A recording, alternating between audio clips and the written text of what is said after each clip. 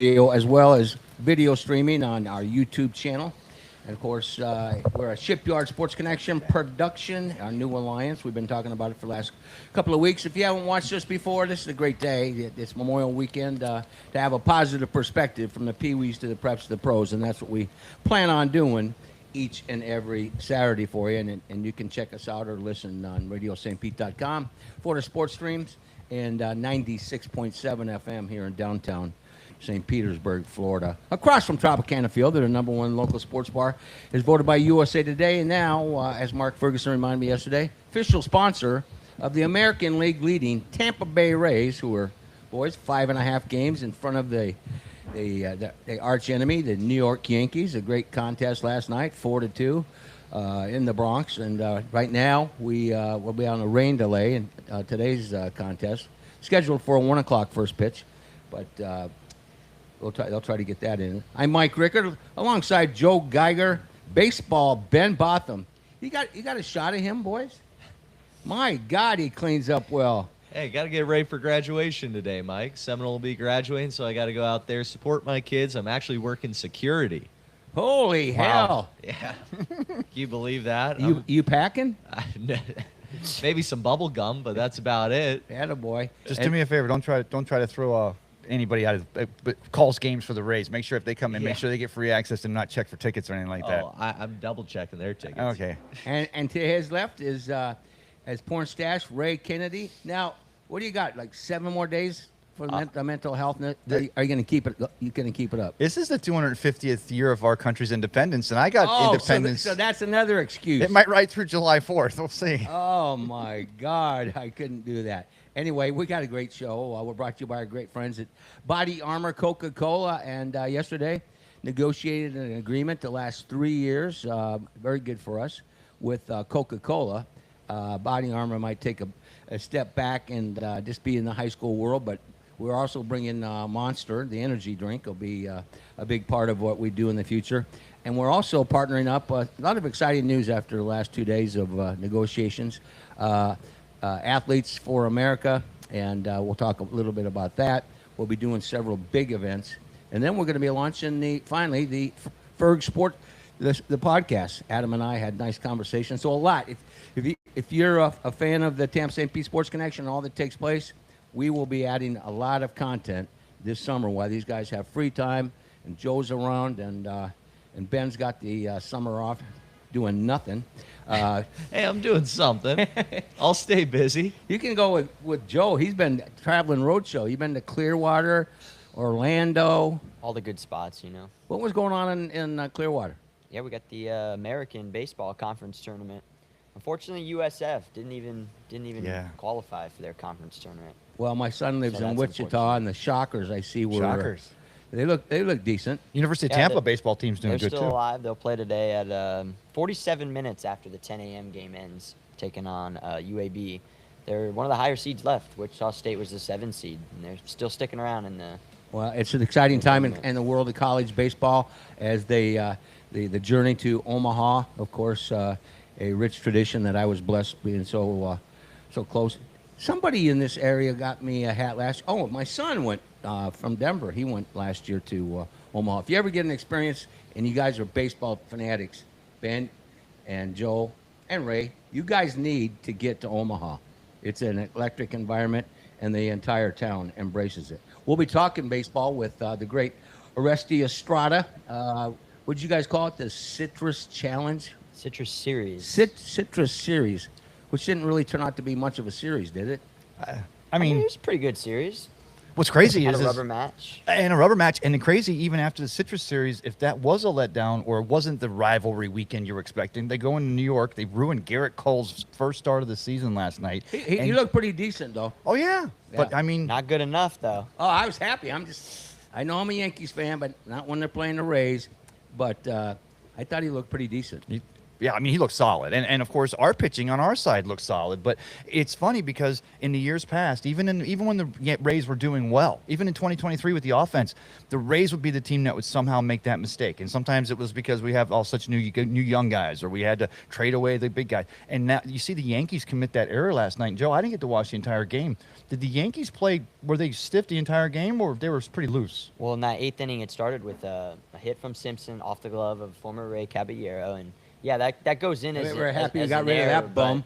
But I mean that's because of the pressure Chandler Simpson puts on defense. He knows how fast Caballero has to get that ball out to get Simpson out, even though he hit it hard. And just putting stress on the defense is what the Rays have done this year. And then that started a rally. And then the Rays, they find the holes. They hit choppers off the gloves. And then they sprint around the bases, and they end up getting 4. When you're an athlete like him, you got to take chances from time to time. And he took one last night and got thrown out. But, I'd rather see that than not playing aggressive, wouldn't you? Well, Not in that scenario, because Not in that we scenario. have Diaz at the plate and a man in scoring position, which I would let Diaz hit every time. But yes, other times, yes, he should use that speed, try and take some chances. And Diaz has Cole's number, by the way. If you look, Oh, yes. Diaz has everybody's Yes, number. he does. He's one of the best hitters I've ever watched. So we're brought to you by our good friends, of course, at Body Armor Coca-Cola, as I mentioned. After we get done talking to Rusty, we're efforting him right now.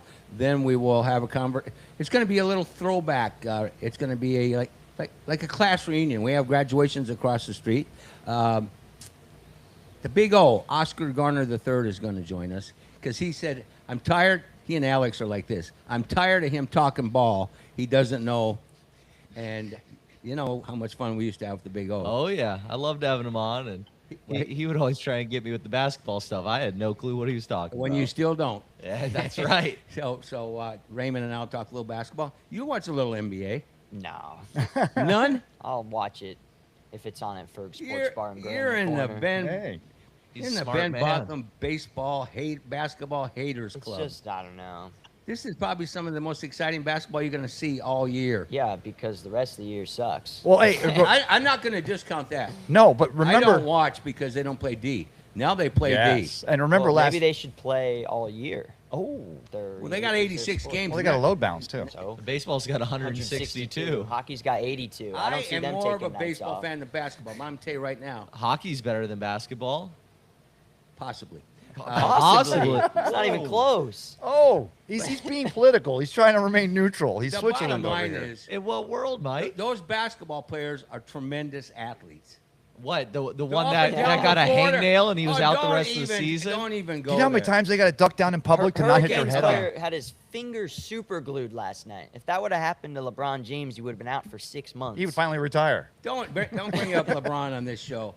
He's soft, in my opinion. Well, I tell you- but he's the number one guy in the league, and you're telling me basketball is exciting, and the number one guy he's the softest tissue paper. I don't Oh. care what you say. Basketball, if you hate it, is exciting. It's up and down. They're great athletes. They're phenomenal athletes, actually. They're sized for what they could do. The majority of them, if they started in another sport, they would be playing in the NFL. I mean, they're that kind of size, that kind of speed, and athleticism. And don't look at me like that. They'd be great tight ends, wide receivers. Hey, I guess, man. Yeah. Hey, I What do tell you wanna what. say? Speaking of athletes, though, I'd be remiss if I didn't mention Kyle Busch today. I mean, as traumatic. Okay, we can do that again. We got to rest this in here. I'm sorry. Go ahead. Hey, Arestas, we love you dearly because you are our encyclopedia of baseball. But you got to admit, basketball players are tremendous athletes. Massively, incredible. I'm glued to this NBA playoffs. It's taking us back to the 80s and 90s with some of these challenges. The Knicks back in there, San Antonio back in there, and the beautiful thing about the NBA playoffs, it pertains to the MLB season. You know why? Because you're seeing the playoffs now. They start playing slowed down ball. They're not rushing all these threes, and even Reggie Miller was talking about it. That now all of a sudden in the playoffs the teams are protecting the ball. They're trying to play slower down basketball if they can, obviously not on fast breaks, and it pertains to baseball. In the playoffs in baseball, all of a sudden teams are wanting to bunt, they wanted to hit and run, and they wanted to do all this smart ball, small ball stuff. And there's a few teams in the major leagues right now that are doing it get go. One of them, Tampa Bay Rays, the Milwaukee Brewers, Chicago Cubs. Those are all teams that are up in the standings right now. So smart ball is I don't really call it small ball because you still pop some jacks every now and then when you can. But smart ball, athletic baseball. The Braves last night dropped a safety squeeze to score a run. So all of a sudden, it's not the three outcome thing anymore. People are realizing that that's going by the wayside because you don't win as much. Orestes, hey, it's Ray. Good to see you, my friend. We were talking just a minute ago, Joe was about Caballeros literally mishandling that ball because he's under that pressure with Chandler Simpson and his rushing. You played first base right there in the Bronx for these Yankees, but as a first baseman, could you feel when you're third baseman, your shortstop, all the infielders, because they're all pinching it a little tighter because they've got a Chandler Simpson running. As a first baseman, what are you expecting or ready to react differently as opposed to a normal situation? Oh, he's gone. Oh, I wanted him to answer that because it's a great question, but Rustis was my number one first baseman, probably the first baseman. I've had some first basemen over here, Buckner, guys that as a Mets fan we loved. Yeah. But yeah, I wanted to ask him that because I think it's the point is you were always thinking about how Caballero. You're talking Boston Red Sox, Buckner? Well, I'm talking about, because the Mets win the series in '86 because Buckner bucked it. That's what I figure. Okay. It's one of those, you guys are too young, but I remember exactly where I was. I was at Western Kentucky in the lobby, and there was a ton of Reds fans, and I'm from Iowa, and when I saw that, it was just, I felt for the guy. Oh yeah, it was. The rest of his career, his life, he's lived with that. Would you rather have been Buckner or Bartman?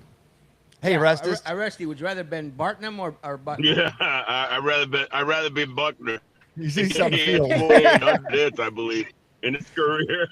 Bartman did not have one. He never got on. Yeah, no, I heard your question about Caballero. Listen, yes. the Yankees are always playing with an added extra pressure, obviously, because they're the New York Yankees. They're expected to win. They've been, deep now in the playoffs the last couple of years. World Series 2 years ago came up short. The AL playoffs last year, the championship series came up short. So they're playing with a lot of pressure. You could say that the Rays play a little looser, no doubt. But even when you go into Yankee Stadium, you would expect that the commercial, that the other team would be a little bit, in awe. But I think there's been enough of the core of especially the leadership core of the Rays that keeps these kids calm, cool, and collected. But Caballero is a hell of a player. That ball was an error. Let's just be, plain. But it was not an easy play. All right. So they scored it an error, but it was hard hit, came up on them. The moment you make that mistake with the Rays, the moment you make those mistakes, these 2026 Rays, these very athletic, very aggressive, put the ball in play Rays, you're in trouble. And right away that inning got away from them. I will say this.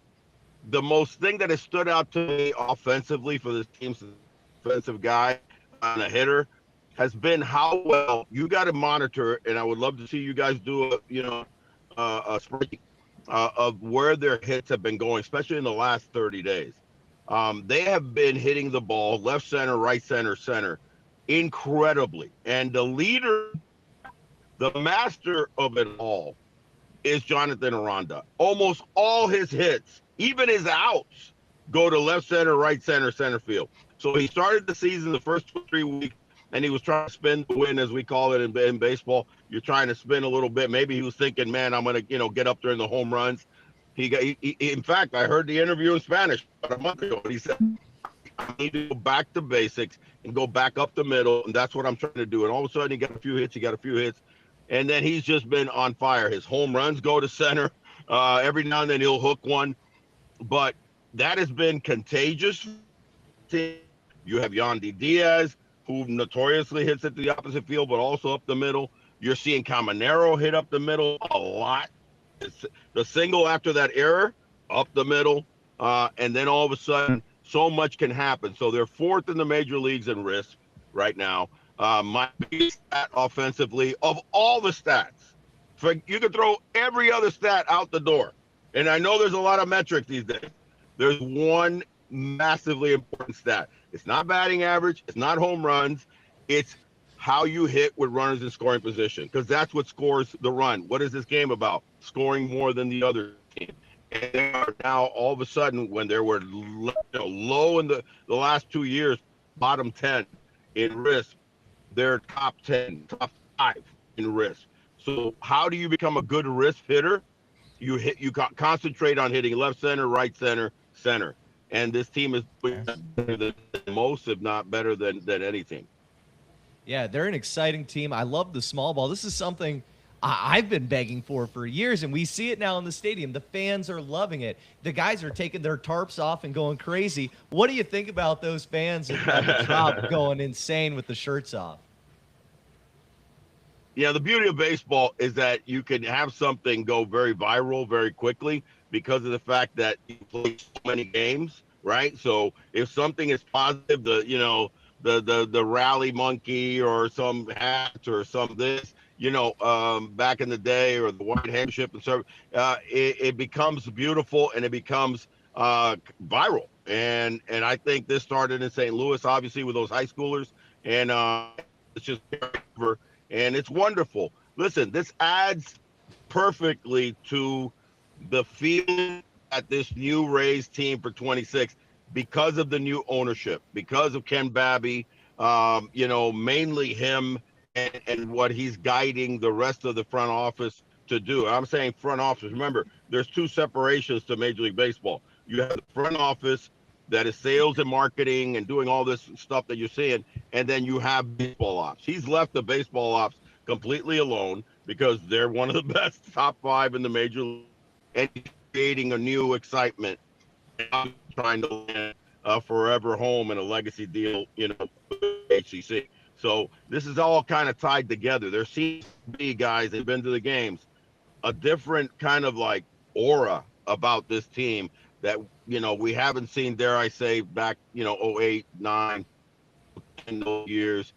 Even 20 was different because it was a truncated season, so you didn't have that fan, and obviously there was no fans. So this is something that might be actually new by the Rays, and I commend the player ops who they've brought in, and I commend Babby for coming in with Zalewski, Cosgrove, you name it, of that local ownership. Yes. They're creating a massive vibe, man.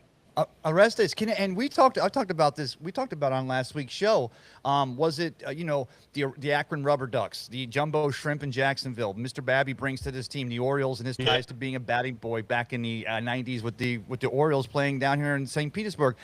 Could it just be that Eric Neander and everybody's still doing business as usual and attaining and getting these great players, pitchers that are suddenly going to become all-stars again? But could the missing ingredient just be that maybe Ken Babby and Mr. Cosgrove and Zalewski just went in the locker room and said, "Hey guys, do everything like you're doing, but have a lot of fun doing it"? Could it be that simple? Because I don't think we can put our finger on any specific change in anything else with this team in 2026.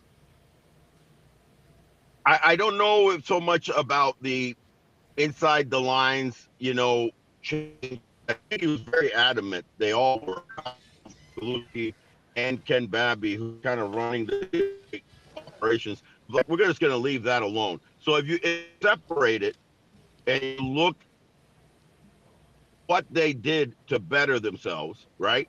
Because the last 2 years, they were mired in very bad wrist hitting, very bad, contact, a lot of strikeouts. All of a sudden, you kept your core. What's your core, right? Your tremendous trio, as I call them. Yandy. You didn't trade Yandy. That was a huge. Yes. Not trade Yandy, and all the offers that came their way. A lot of value to trade Yandy for Yandy, and a massive value was massive. So not doing a deal was a big deal, right? And then you obviously you've got Junior, you've got a young Aranda, getting him healthy. That's the trio, right? And then who do you try to bring around him? And I think the sleeper moves of Ryan Vilade, which I saw him a little bit in the minor leagues and a little bit in the big leagues, and I go, I like this player. I didn't know much about Ben Williamson, to be candid with you. Now he's a little nicked up, but he'll be back. It's not that serious. Those two guys have been outstanding. And then them realizing, and I wasn't that optimistic of Johnny DeLuca, them realizing that if Johnny DeLuca had 2 injuries last year and was unable to play for the season, that they had a talented player. You haven't seen Fraley and Mullins really kind of get into their groove. A little bit of Mullins in the last couple of weeks. I'm high on Mullins. I think upside is going to be more than solid. Fraley is an athlete, bro. So that's what did they go after? Super athletes, contact back to my old school Rays baseball from back in the Ben Zobrist days, and that's what they're getting right now. Zorilla. You Hey, know, Nick I read- Martinez, yeah, Yes. Nick Martinez has just been ridiculous. have you had a chance now? I got two questions. First of all, have you had a chance to catch Grant Balfour calling some games there on WDAE on the Rays radio network? He's in I there did. now. Is he not fantastic? I'm trying to tell people out Yeah. there, you got to catch this cat. Where's he? Is he from Australia? Australia originally, and Yeah. then he was a Ray. Go ahead, Restus. But yeah, he came on last week. I'll keep until Restus gets back in here. He's having these little satellite issues, but Phil's in last week with. First of all, he was up there with Dwayne Stats, but then last night I heard just the audio and I thought, we got Rowdy's on.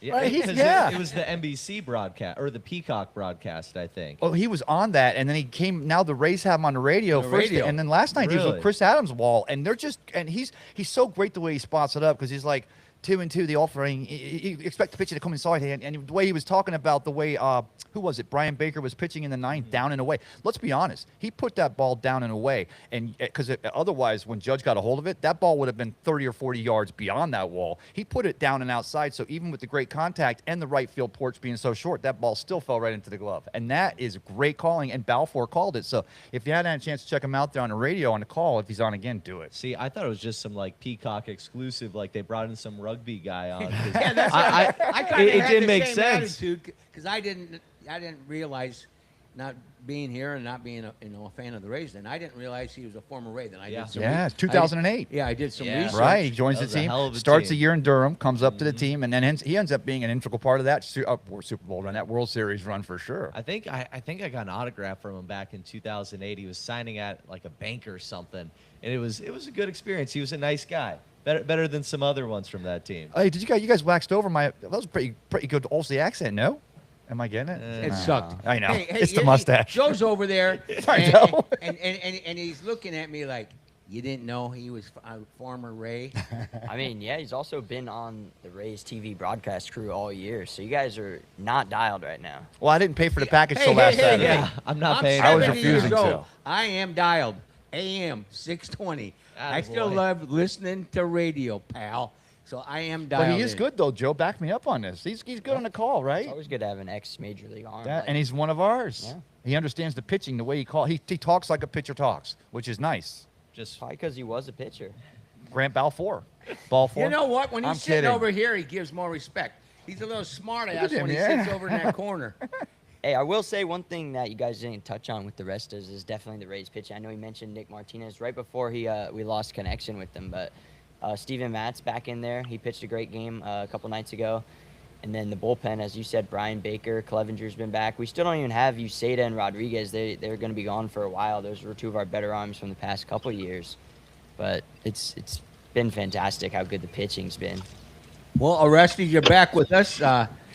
Sorry about these technical. Yeah, I'm gonna send an email to Riverside. They need to fix this thing a little bit.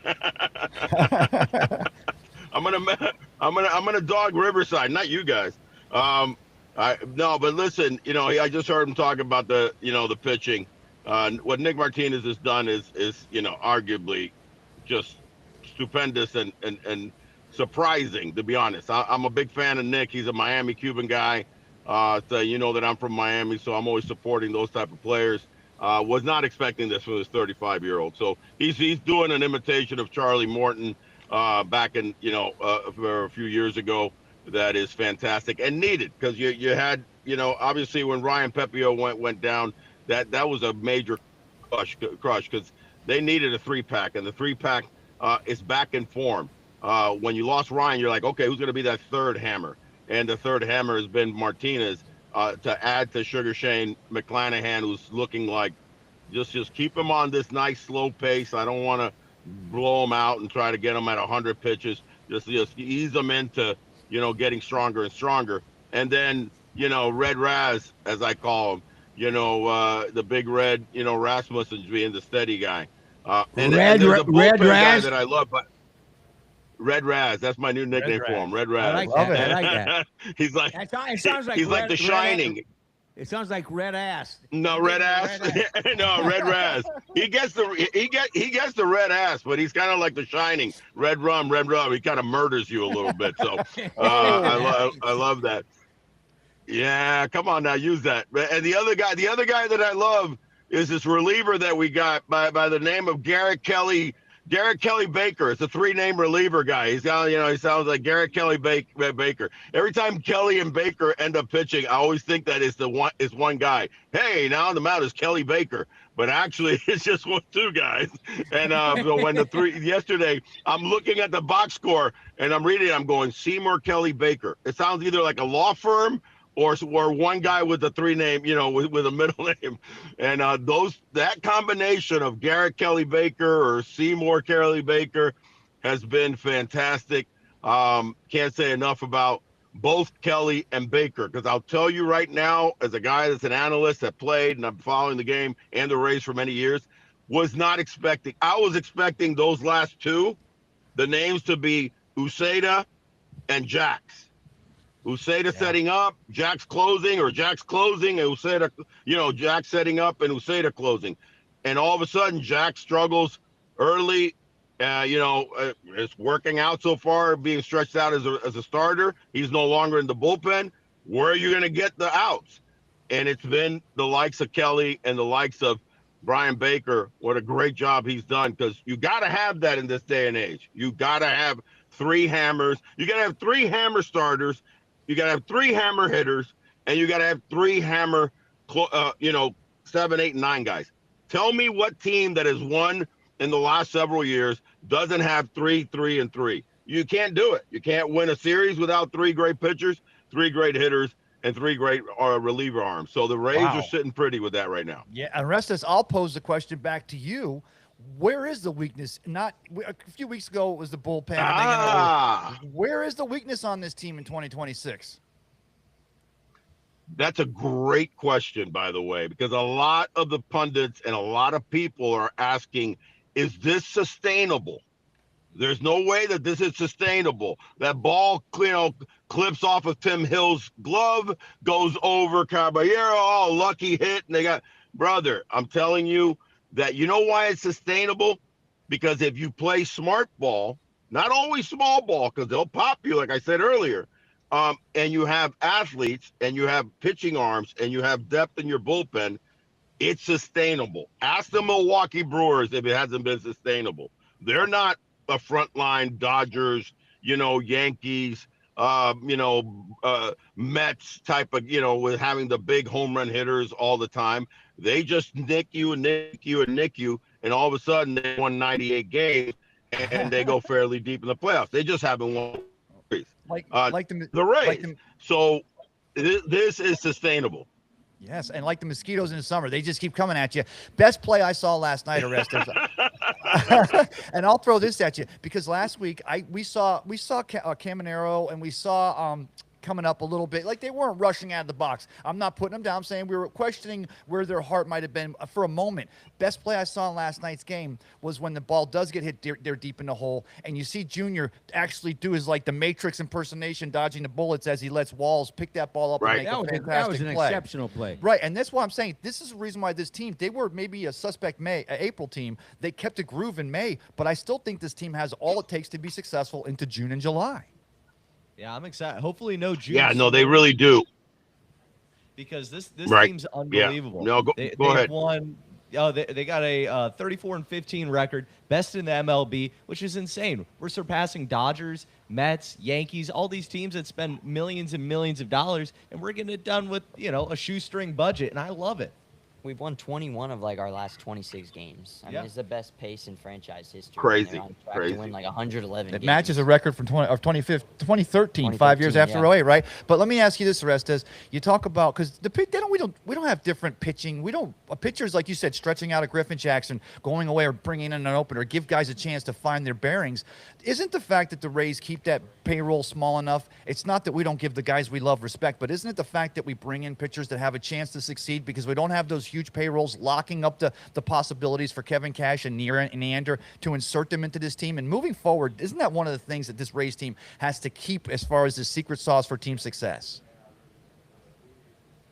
Yeah, no, I agree with you. And by the way, let's not forget, again, with the new ownership came for the first time ever in Marlins, look at me, I'm a former fish, in the Rays history, they're over $100 million in payroll. They're at 105. Dare I say, if you guys want to look it up real quick right now, where their current roster is, and they're paying what in their 40 man or whatever, 26 man. They're at 105, maybe even 108. Never have been there. Ever. Never. So those are big, blanket statements to say never. So remember, they went up and went ahead and spent a bit of money in this offseason. Listen, when Nick Martinez signed for $13 million, everybody was shocked, right? And look how it's paying off. So it has been a push and pull.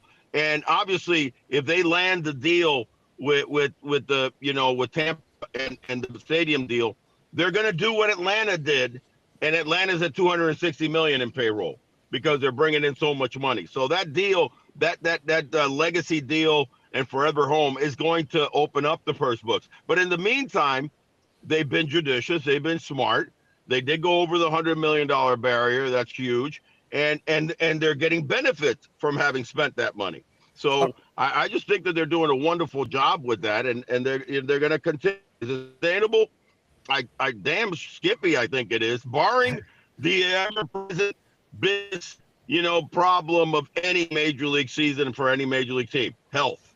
And somebody goes down of those 9 that I always talk about, 3 hitters, 3 pitchers, 3 bullpen.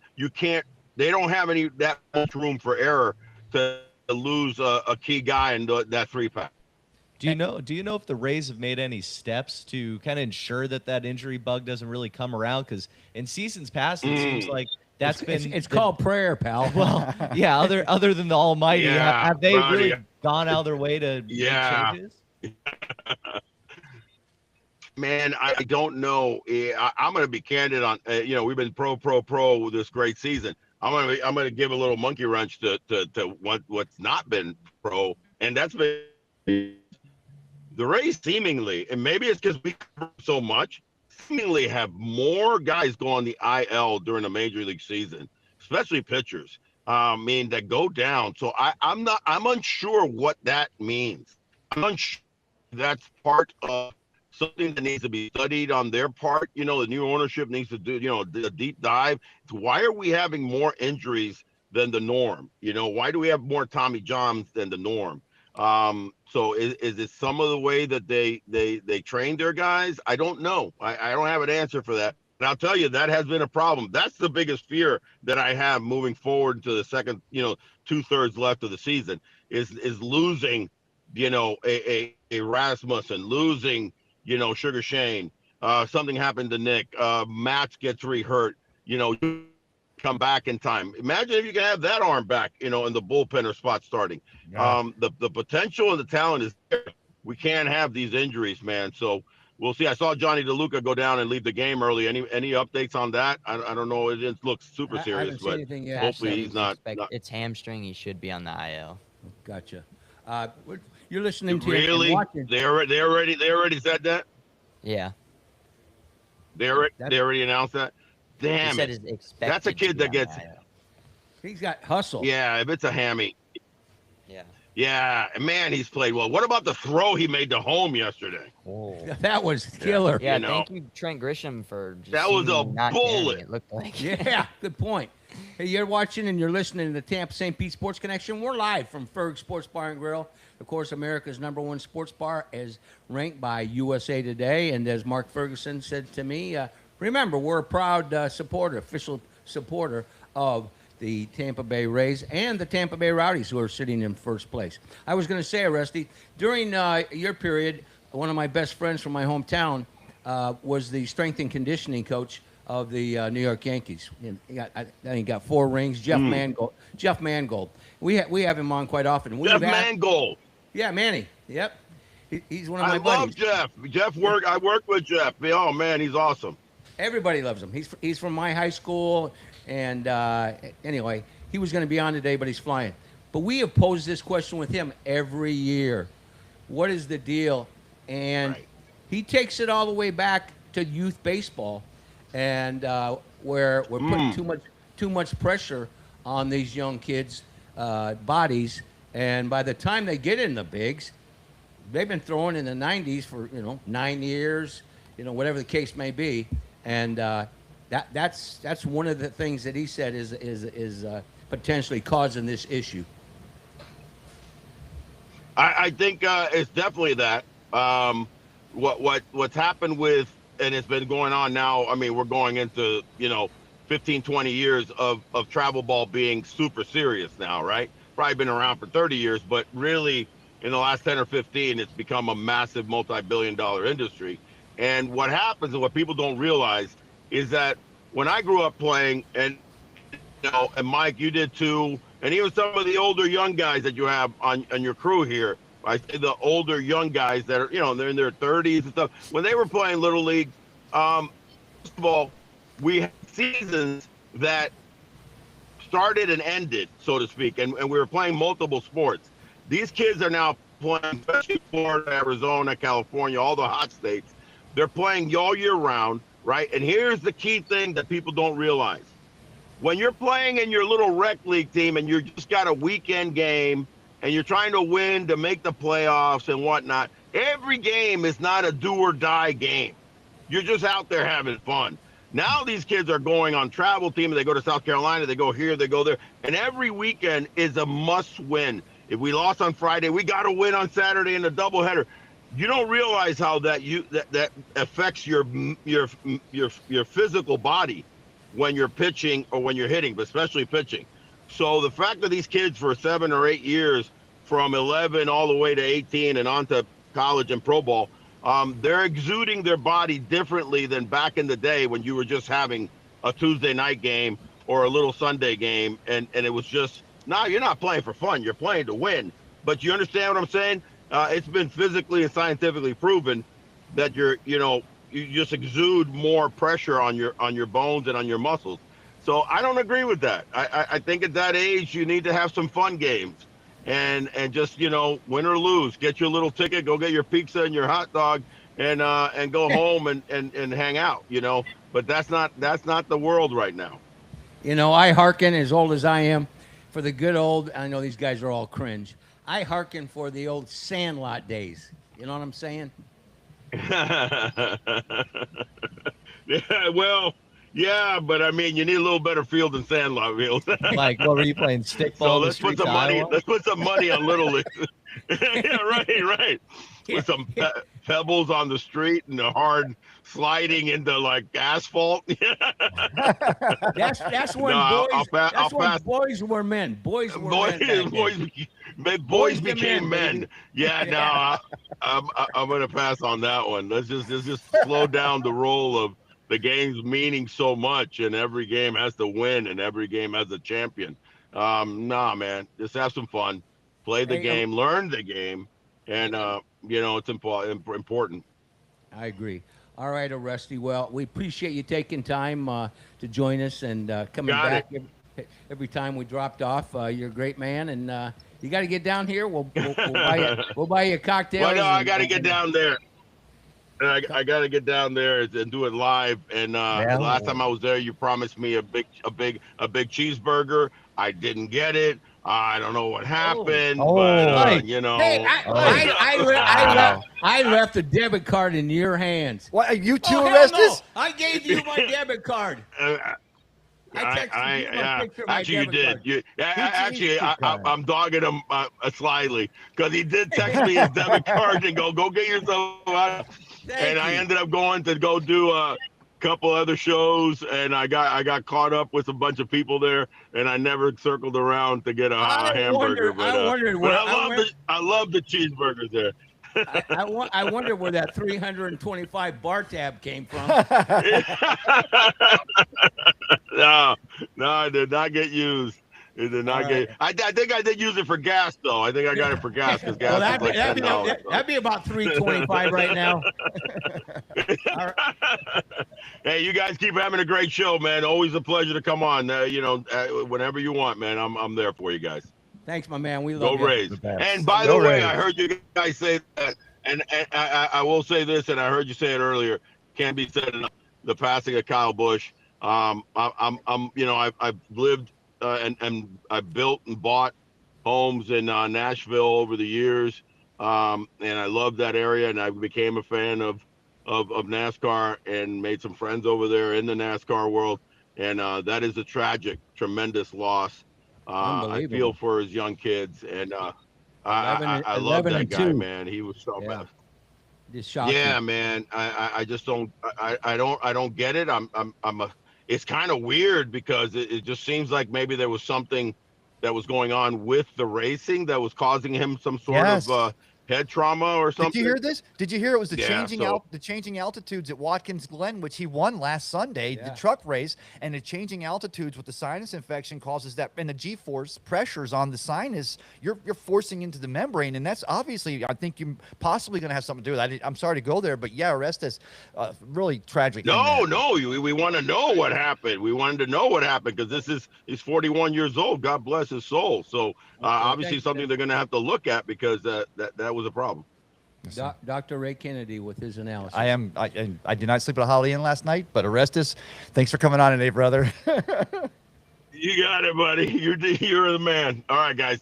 See you later. All right.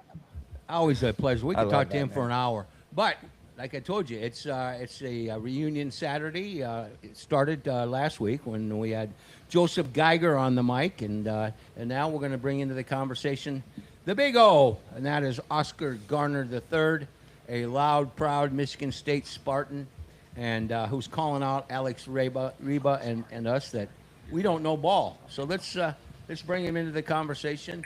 There's my man. You got your Detroit Tigers hat on as they are settled in the bottom position in their division. I love you. You are a passionate fan, my man. I appreciate it's been so long since I've seen you, and you start with sticking that in my cross. I appreciate that. Good to see you guys.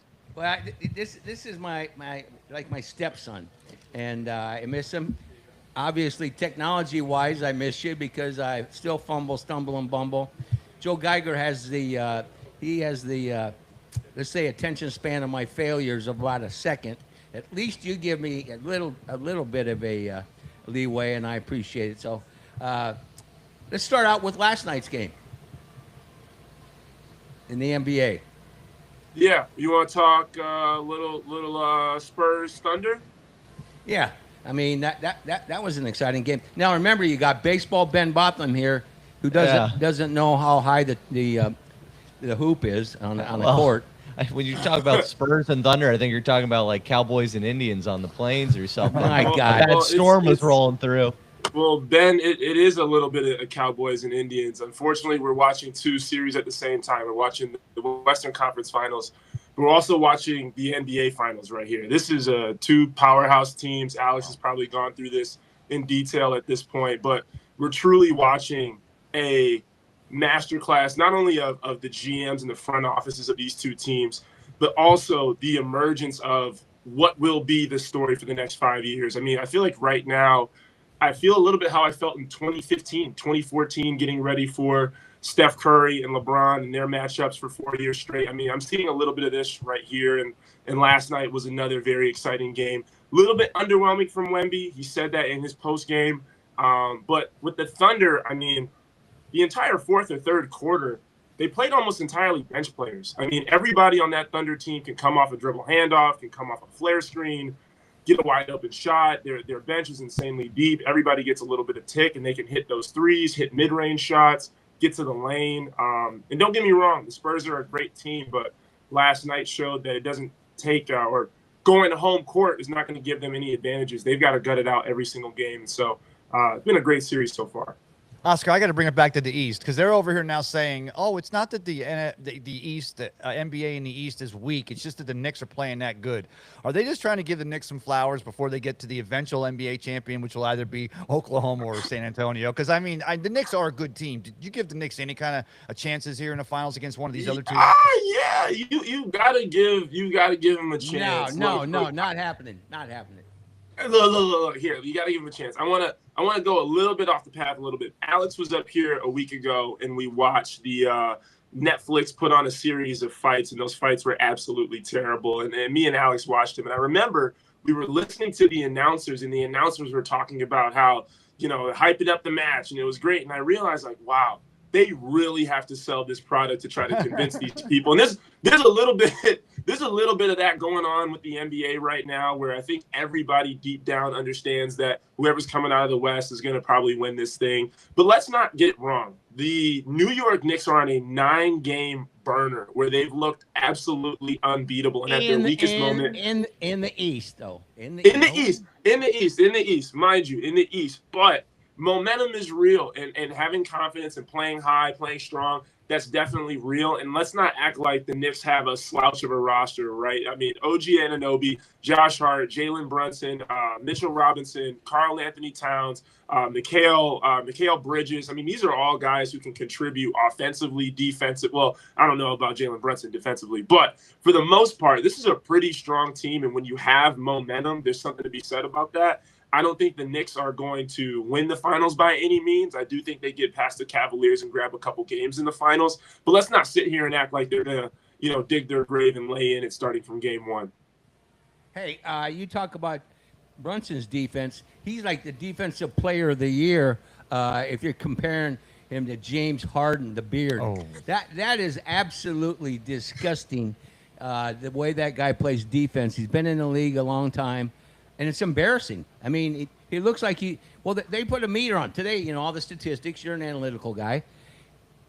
He essentially, the long and short of it, he dogs it 81% of the time on defense. That's horrible. Yeah, no, it's pretty bad. But we have to remember where the Cleveland Cavaliers were. I don't think it was particularly a defensive issue for them. They kind of play similar to how the Spurs sell out on defense sometimes.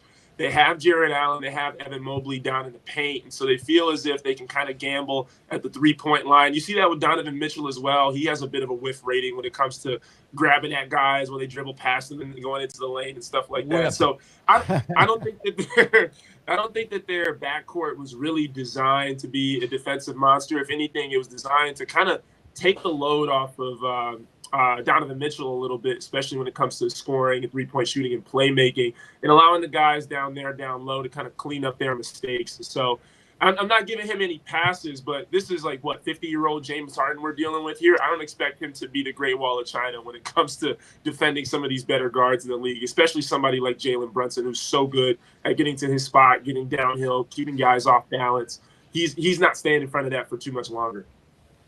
Well, one of the things you kind of mentioned earlier, you made it sound like for a guy who doesn't watch a lot of basketball, that it's almost there's a new era of basketball coming in, the old guards starting to kind of on their way out.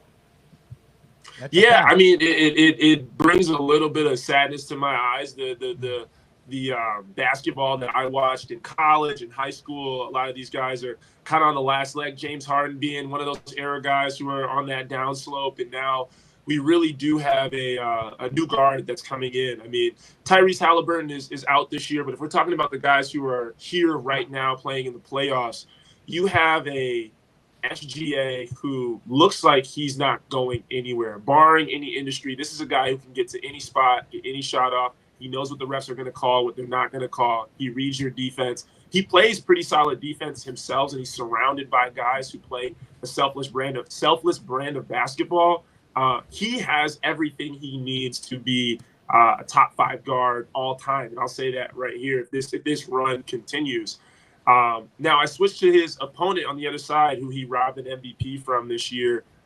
Victor Wembanyama, if he stays on this path, we're talking about top 5, period, all time. This guy, Alien. He's an alien. alien, 100%. alien. I mean, me and Alex had this debate. I don't think you guys understand. I've had to take clips and slow this down and watch this stuff. This is somebody who's at the 3-point line guarding the corner and can still and go clean the glass in one step. Like, it is no point where you're ever safe. We need a stat that shows points deterred just from seeing this in the paint. Like, just dribbling down there, getting scared, and running away from the paint. That fear alone is going to keep him in this game. On the other side of it, 3-point shot, pull up from the logo, layup line, post him up. There's nobody out there who can guard him. You can stand on a stool and put a hand in his face, and he's still probably gonna drop that shot. So outside of his team kind of leaving him in some awkward spots, I think Wemby, as he progresses, maybe puts a little bit of weight on, gets a little bit stronger, he is going to be top 5 in this league at some point, not just currently, but all time. I try to think about, like, how would could Towns have a game for him, or what would you do? And it's hard to imagine the guy can shoot the 3. Like you said, he can get from the foul line to the post in one step. And also, he doesn't play an inside game. He plays from anywhere inside the arc, which is crazy because you'd need a step ladder. Even if Bill Laimbeer back in '86 playing for Detroit would need a step ladder to climb up just to get a hand on him. And the chances are Wemby wouldn't be there anyway. I mean, yeah, a total alien. But is there anything, what would you do if you were opposing coach and you were trying to come up with a game plan to try to take Wemby out? You just do what they're doing right now. Look, you're not going to keep them below 20 points per game. You're barely going to keep them below 25 points per game. So what you have to do is kind of force him to get the other guys involved. It's classic superstar rules. Isaiah Hartenstein is doing what the coaches ordered, grabbing at the guy, getting kind of physical with them, especially Chet Holmgren, stepping on feet and whatnot. If the ref's not going to call it and get away with it, you got to throw that type of stuff at him. He's still younger and he's still a little bit lighter, so he can't fight through that stuff as aggressively and effectively. But like I said, as he puts muscle on, I think that's going to be a non-issue for him. What you do have to do is you have to chip him. If he's going to try to catch that on the low block or at the elbow, you got to force him out to catch that ball more closer to the 3-point line. You cannot put him in a position where he can easily spin off of you, because this is a guy who can spot up on you, has the guard skills, knows how to put the ball on the floor. You let him catch it too close to the painted area, it's lights out for you with Victor Wembanyama. I've seen the tape way too much. Even if you can stop him from the rotation, I'm going to turn around and just put my hand up, because I'm going to shoot it right over you with this kind of touch. Well, you know what cracks me up is you just mentioned Chet and stomping on his foot. That's good old Detroit Piston play in the 1990s. You know, who the hell stomps on their opponent's foot in this era? But that's his strategy, and it doesn't get called. No, I mean, look, this is an officiating battle. I'm not going to get too much into the different types of whistles that we're seeing. I think Wemby's just. It's been bad. Yeah, I think this is more of a classic. You got to earn that whistle. You haven't been here before. SGA already has a ring. He has 2 MVPs. He's going to get certain calls. I know you're the alien, but you haven't won anything yet, and so you got to fight to earn that type of stuff. Maybe that's the fraternity of the league. Maybe that's how they treat it. I don't say I agree with it, but since they're not going to call it, what are you going to tell Chet? To stop doing it? You're going to tell Hartenstein to stop grabbing and pulling on this guy? If they're not going to get that whistle, keep hacking at him. It's the same thing they were doing to Shaq back in the day. It's the same thing that they were doing to Olajuwon back in the day. Until you start earning those calls, you're not going to get them. And I want to almost compare it to what they did to in Carolina to our quarterback. The quarterback got injured. Stroud. No, I'm talking about, what was the quarterback Oscar played for them? Now he's retired. He always got the great hats. He's on the NFL game, James. Cam Newton. Oh, Cam you're Newton. talking about Cam. Because Cam Newton. Because Cam could run the ball. The refs let him take such a beating at that cat. He lost 5 to 7 years of his career because they let him. I think he's lost some of his gray matter. Well, I think all football. I think a lot of athletes have. But Oscar, let me ask you though. You talk about the fact that Wemby's got to earn his stripes to start getting those calls, and an SGA gets all the calls. In the NBA, they call it like that. And I'm not saying I have a problem with that, but also isn't it kind of weird that at the very same time we're also going over here thinking legalized gambling and referees and this and that, and How do you balance that in this day and age? How does the NBA get away with that when it's actually a thing? Look, we have to remember, guys, we're watching the WWE in all forms at different times. These are entertainment products. These are sports. These are businesses. And sucks. so it's terrible to say. I mean, we've been talking about this ever since I was still living in Florida. I mean, this goes all the way down to college football, all the way up to baseball. It matters at every level. When you have one of our star players in Giannis Antetokounmpo taking a stake in one of the gambling platforms, I believe it's Kalshi, and being the face of a betting platform as an active NBA player on an active roster. It's futures. It's not betting. It's futures. That's come on. Okay. Thank you so much for the. It's for a the technicality. Yeah, I don't think me or everybody else who's lost a few dollars here or there really cares about the technicality. It's just the integrity of the game, right? And the integrity itself is what we're really focused on. Look, here's the thing. At the end of the day, there is an aspect of SGA's game that is raw and is real. If you're watching him, you can see the plays fall apart. He knows how to use his weight, use the distribution or use the speed of another player or a defender. I know you're going to crash into me at this spot. I'm going to stop and get up and get into the shot. And there's nothing you can do about it. These fouls, for the most part, are fouls. He's a master. Big O, he's a master at it. He's so good at it, and so you can't really get too mad at him because it's James Harden in 2017, it's Steph Curry in 2014. They know how to get you to this spot, and if they can get you there, lights out. Nice. We're talking Oscar Garner III, a former top-notch supporter, and we had a great show down at Sea Dogs each and every Monday. Big Monday. It was me opening the show and getting the hell out of the way for the talent, and he and Alex would take it and run, and had a lot of fun. All right, so let's get. It's not really a prediction. You're going OKC to win it all. We got that. Let's switch gears. What's going on with your Detroit Tigers, my man? You know, look, the Tigers are struggling on a couple of different formats. I think the number one thing is missing some players, right? Javi Baez has been out. Tariq Skubal has missed some games, right? We've had to lean on Framber Valdez a little bit more than we probably should be at this point in the season. The bullpen's a little bit dinged up, and don't get me wrong, the bats have been there. Look, we're not hitting home runs. We're not getting a whole bunch of earned runs or anything like that. But what I will say is I've seen this team be in a position with 2-3 guys on in the 8th and 9th inning and just really haven't been able to finish out these games. And when you have a weak bullpen there who can't hold the lead to just 1 or 2 runs, letting it leak out in the 8th or 9th inning, now we have to depend on a bit of a depleted batting lineup to go and say, all right, well, let's go get 3 in the 8th inning. And we've gotten close, but just this weekend, talk about the Blue Jays game. I went to every single Blue Jays game last weekend. It was the same exact situation. Couple guys on, have an opportunity to bring them in and just can't close out those innings. It's a lot how we finished last season as well. Until we get healthier and get our pitching together, it's going to be a lot more of the same going forward. But the good thing is none of these injuries are season-long injuries. We should be getting patched up closer to summer ball. Plus, those White Sox aren't doing any favors, are they? No. Look, our section of the AL is not a strong portion of baseball, right? Yeah, we got the Chi Sox in second place, Twins. I mean, I think people expected a little bit more of the Royals with how young they got with the bats they brought in this season.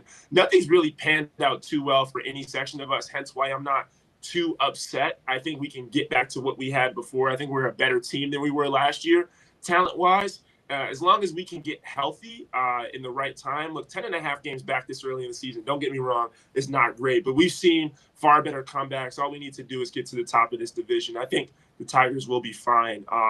What I will say is we need to take a page out of the Rays book. You guys have really figured out a way to put together some great offense. I mean, there's few teams that are top 3 when it comes to, I think, not home runs. I think it's hits, runs, earned runs. I mean, you guys are absolutely killing it at the plate right now. Runners in scoring position. Hot too. You guys are great. Yeah, and Oscar, I was going to ask you, keep going, because you're a Tampa Bay, you know Tampa Bay guy, but you also know the rest of the league, and you're such an analytics person.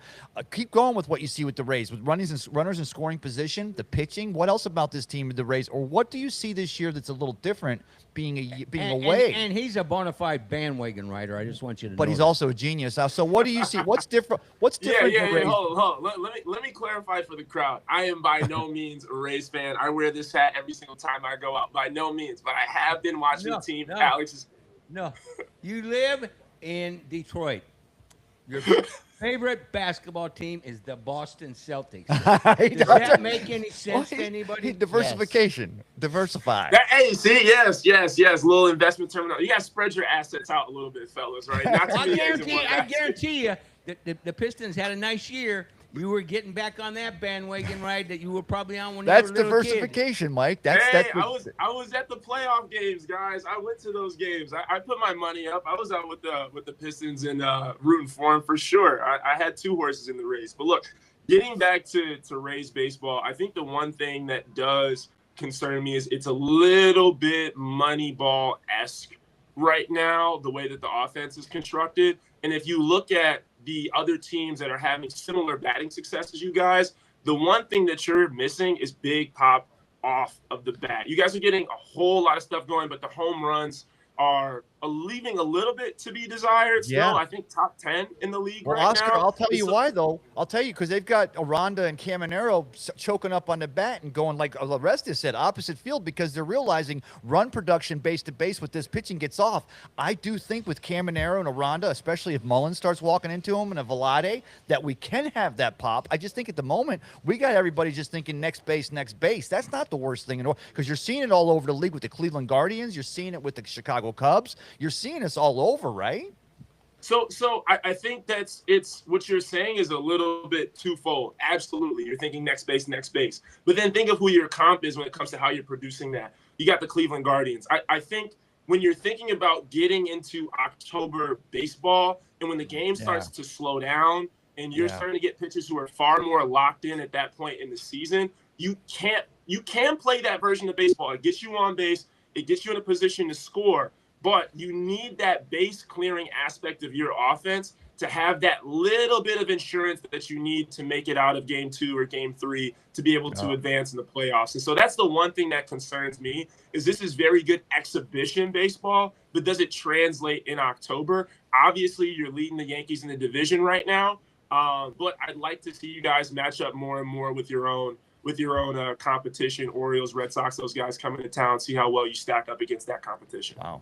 Yeah. No, I think you're 100% right. You know, regular season baseball, this is great, and I think we're on pace for over 100-win season right now. This is spectacular. I love it. Yeah. But it is the postseason that's going to be the question. We're going to run into the Dodgers. We're going to run into the Indians and I guess the Guardians. Well, even you know, Minnesota. I mean, other American League teams. Attaboy, Yeah. drop that Indians in there. Hey, they're always going to be the Cleveland Indians to me, but where you're going to start running into these teams where you're going to see great pitching, and I know there's interleague play now, so we play against the National League teams a lot more than we used to, but we're going to start facing these guys, and I think postseason, that's when the Rays are going to have to figure out what kind of team are we. That's the uncovered When integers right there. Orestes Destrada said compared us to the Brewers, made me a little nervous there.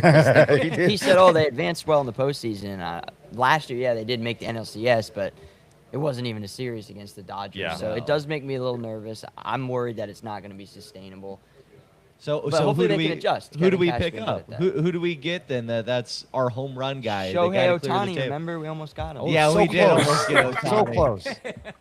I'm sure the Dodgers really want to get out from under him right now. You see, Big O, that we're at a robust, what is it, 105 million for a payroll? 98.8 right now. 98.8. Well, Nine- but it 98.8. fluctuates with who's up and who's down, right? Who's up. So Orestes is right. We have been over 100 million at the moment, though. Ben, I saw that when he was on earlier, but anyway. What's the Tigers' payroll look like?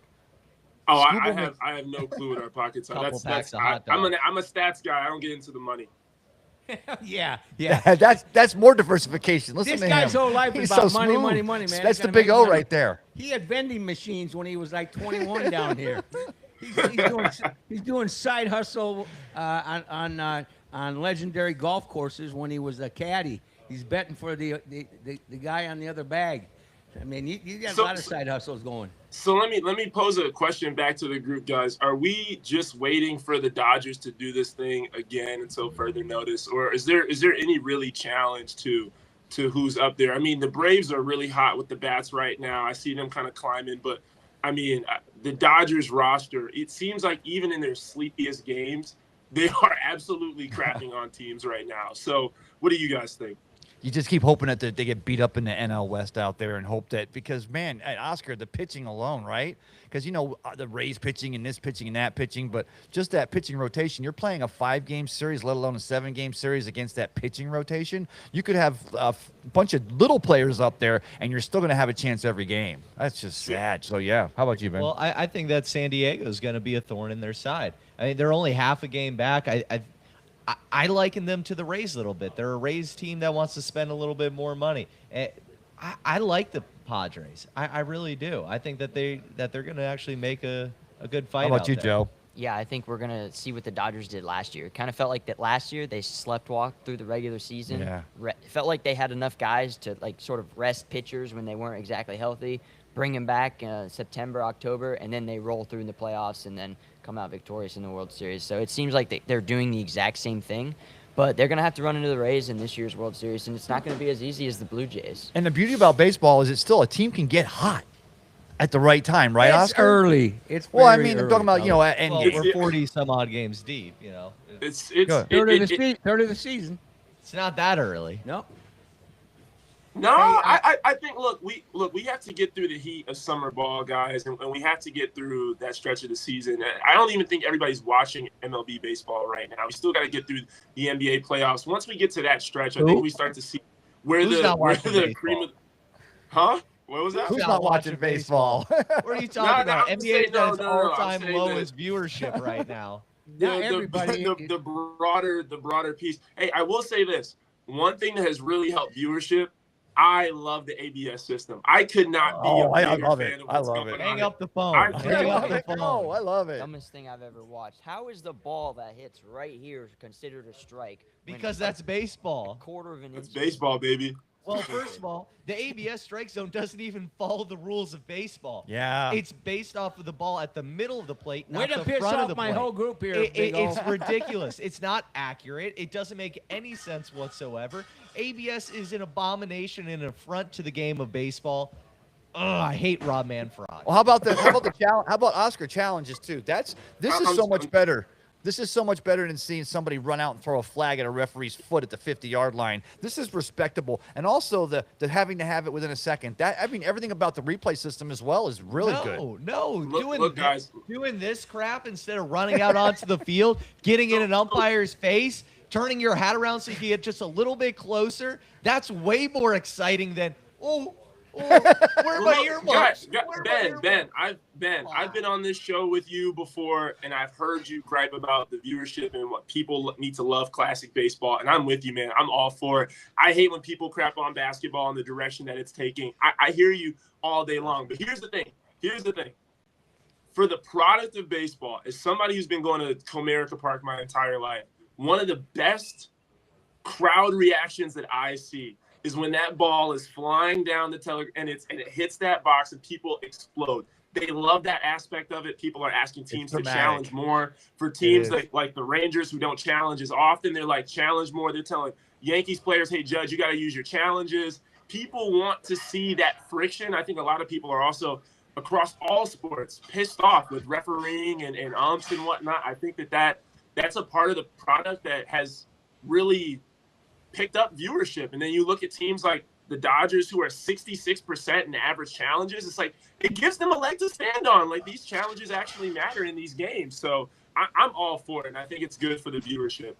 Well, and I want to ask you guys, and Oscar, I'm not expecting you to have watched this last night, but I'm sure I'm sitting in a room here with a couple of people who watched that Yankees-Rays game. There was a challenge late in the game, and and the guys on the radio said that the ABS came up almost instantaneous, like real fast there in Yankee Stadium. Did you guys see that on the television broadcast? Yes, we did. Okay, so what was all of that all about? Was it because they're at the Yankees and they knew it was going to go against them, so they show it real quick and get it out of the way? Well, first of all, I had it muted. I was listening to the radio. Oh, okay. And I had the. That's why you heard it. And they had the NBA game on one television. television, and I had the the WNBA in another. So my attention span has never changed. I still got ADD terribly there, Oscar.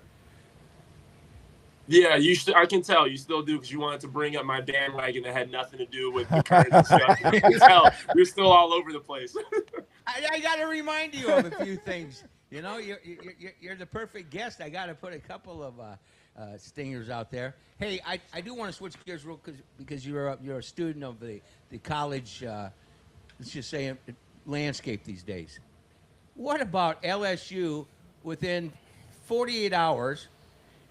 They bring back a coach that they ran off. And then you saw the story about the average age of their recruiting class.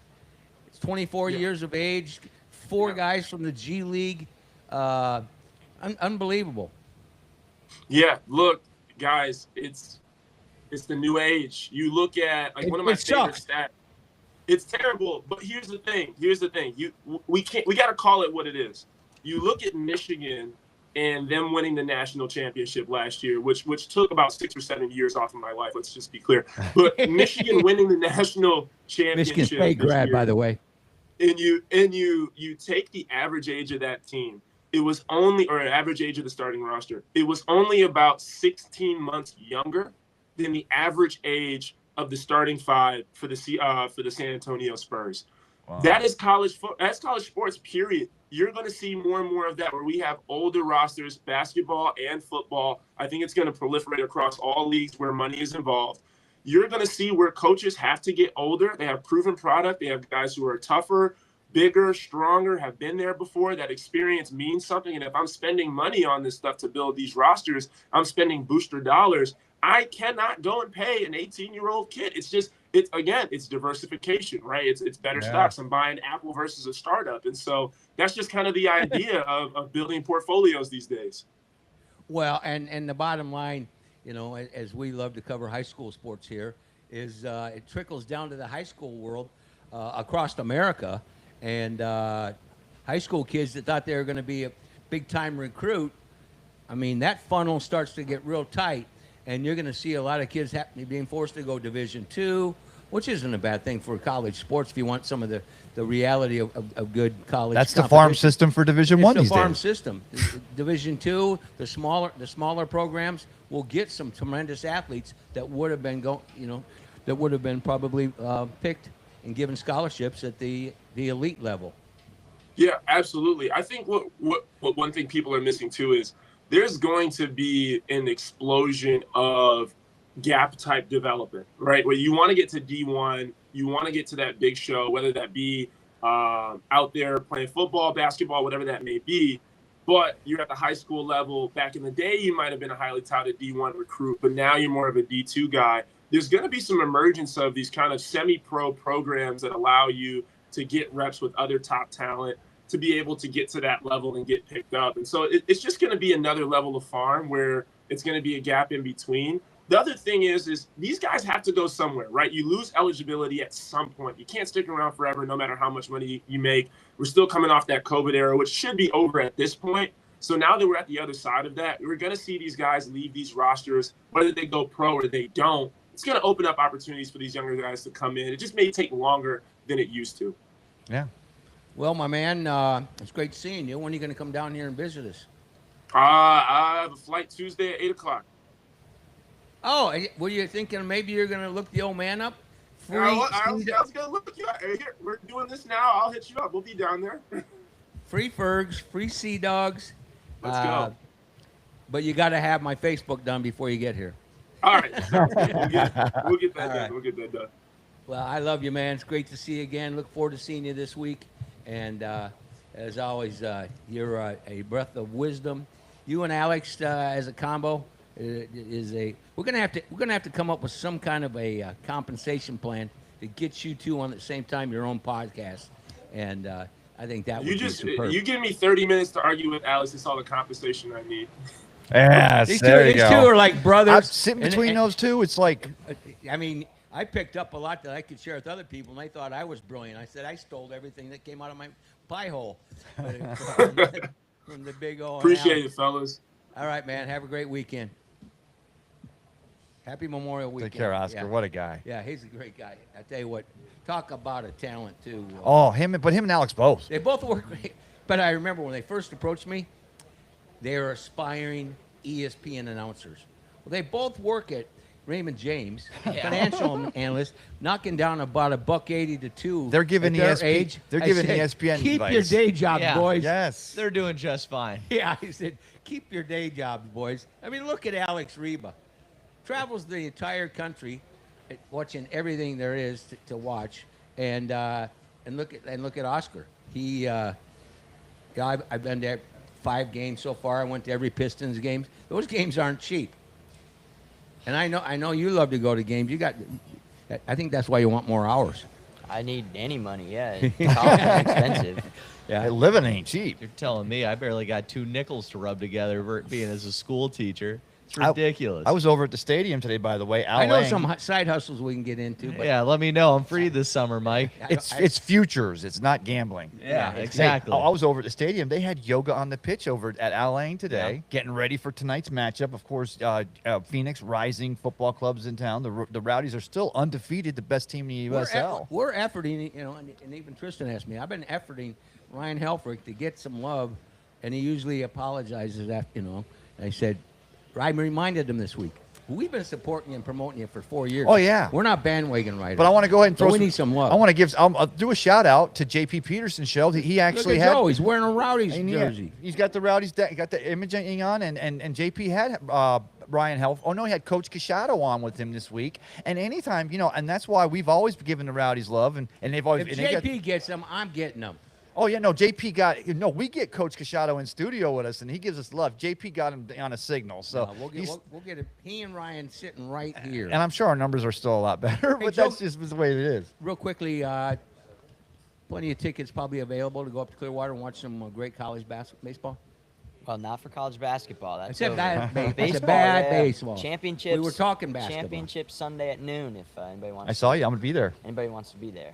I It's think from- this Tuesday is dollar beer night for the Threshers up in There you go. We Clearwater. go from Is there any baseball Tuesday night? we go that sounds from better. nice college conversation. And by the way, you can get smoked up there in Well, Clearwater. I want to know what Where- happened to this guy. He dresses up today, and all of a sudden he's interviewing Oscar, and his basketball questions are the best we have. It's just, is it the clothes, I almost had a heart attack. right? What, did I ask a basketball question? It provided some content creation with a basketball. That's the first time Well, ever. I With gotta- the exception of looking at Hard Rock Bets, going, "Hey, What did Oscar say? What did Oscar say? What? No, MIL.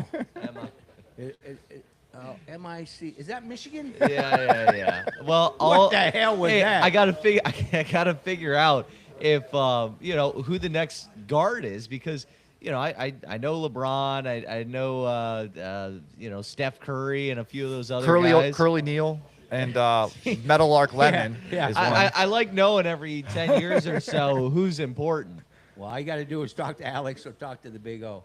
Hey, we're gonna bring over the Northeast, one of the Northeast assistants. Why don't you and stick around, Raymond, for this conversation, and then we'll come back and we'll close things out. We're gonna close a little early today. We're down here at Ferg Sports Bar and Grill, America's #1 sports bar, across from Tropicana Field. But the cool thing is, now that the Trop's back, we're able to have. I think the number was 39. Tristan gave you this. 39 public schools in Pinellas County, and they all have their graduation across the street. And this place is. I had 2 meetings down here yesterday. I thought, no baseball, easy peasy. Get some parking, and the next thing you know, I'm parking in the North 40.